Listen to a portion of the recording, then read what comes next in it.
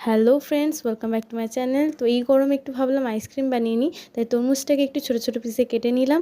আর যত এই সাদা অংশগুলোকে বাদ দিয়ে করতে পারবে তত কিন্তু ফ্লেভারটা ভালো আসবে।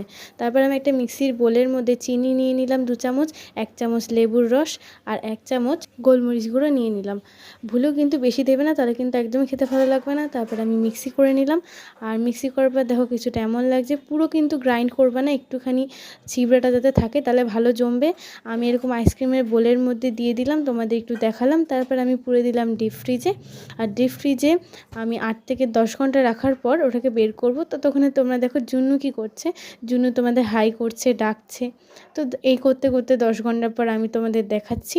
আর দেখো আইসক্রিমগুলো কিন্তু খুব ভালোভাবে জমে গেছে।